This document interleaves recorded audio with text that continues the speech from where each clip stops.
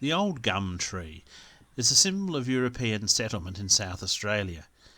Each year on the 28th of December, the anniversary of the proclamation of British rule over the land, dignitaries assemble at this little park where, as the sign says, the proclamation was read. Only it wasn't. The actual spot was further to the west, closer to the sand dunes of Holdfast Bay and the Patawalunga Creek, where the settlers came ashore. Mrs. Helen Mantigani arrived as a child on the Africaine on November 12, 1836. She was the daughter of the printer Robert Thomas, whose tent was near the old gum tree. Some people stood here to listen to the British governor wrest control of the Kaurna people's land away from them with bureaucratic words. But in 1911, when she was the sole survivor from that ship, she said the actual proclamation tree was 50 or 100 yards away. It was a large tree that provided shade to the 100 to 200 immigrants on that 40 degrees Celsius day. James Chittleborough was also there that day.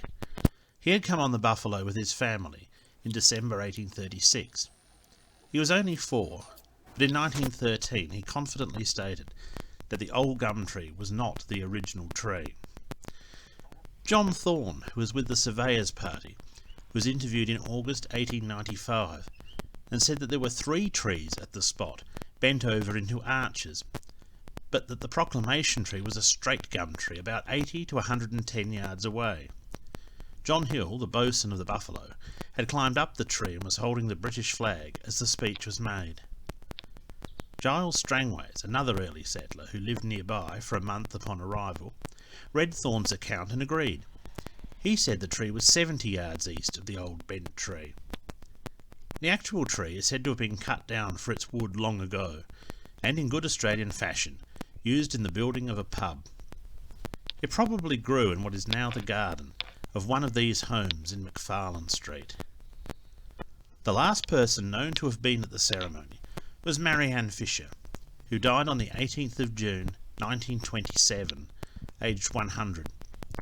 Once all those who were actually there had gone, the claims that the tree was the tree grew more staunch, and like many myths, became more true than the truth.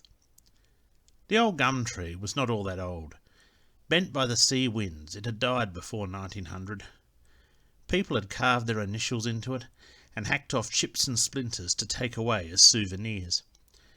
Preserved by being encased in cement, and now with its sheltering canopy, it has become the unquestioned site of the proclamation, the birthplace of the modern state of South Australia.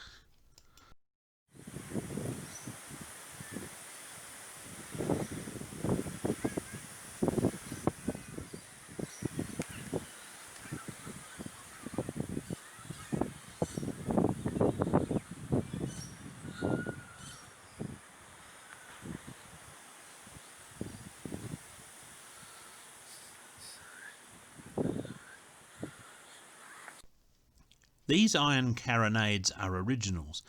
They were landed from the Buffalo in 1836 and fired in salute at the proclamation.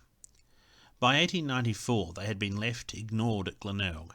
Their wooden carriages had rotted away, and the rusty guns themselves exposed to rain and sand on Collie Reserve, their breeches filled with empty ginger beer bottles. Possibly as a result of a sternly worded letter, new iron carriages were made for the carronades. There is a minor mystery in that Giles Strangways thought 4 such guns had been landed, and in 1942 there was a 3rd cannon at Glenelg.